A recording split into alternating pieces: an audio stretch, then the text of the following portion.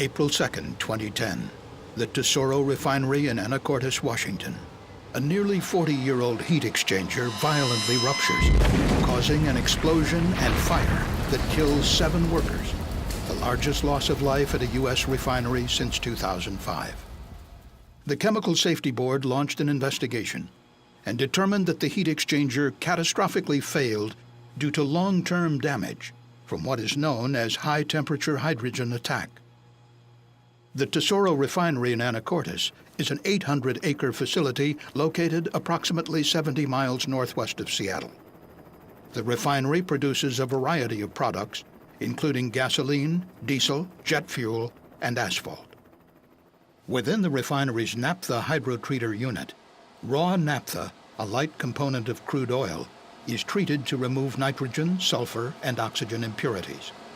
Before entering the unit's reactor, the raw naphtha and hydrogen are preheated inside pressure vessels called heat exchangers.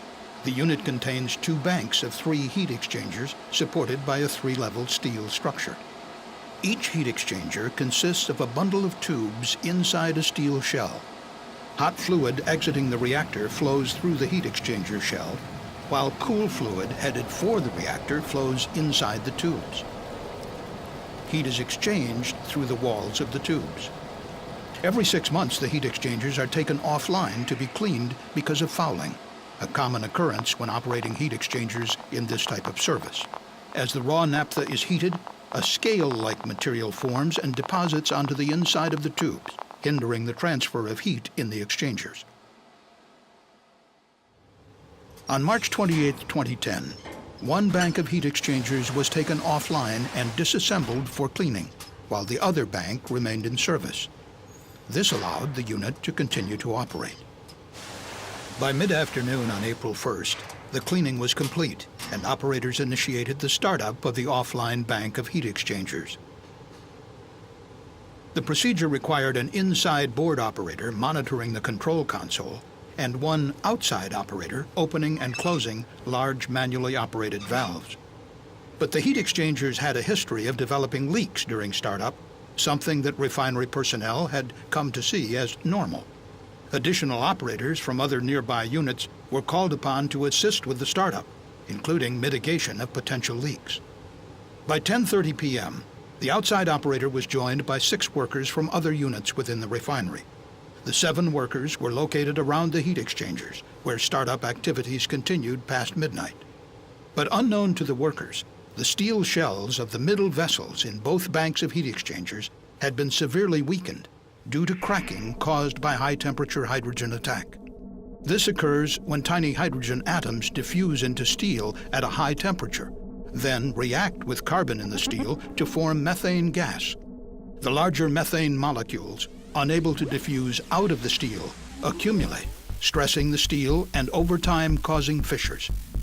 In both of the middle heat exchangers, the fissures grew and connected to form large internal cracks. One such crack was 48 inches long and extended more than 1/3 of the way through the vessel's 1-inch thick shell.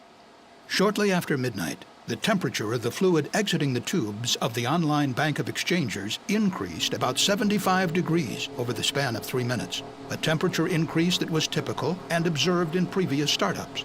But the middle heat exchanger was so severely weakened from high-temperature hydrogen attack that it likely could not withstand the stress caused by the rapid temperature increase.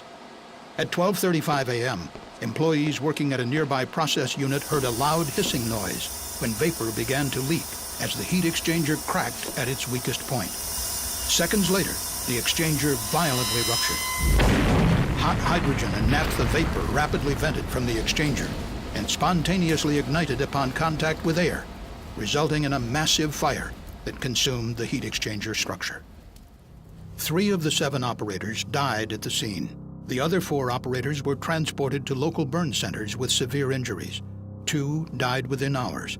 The other 2 succumbed within days.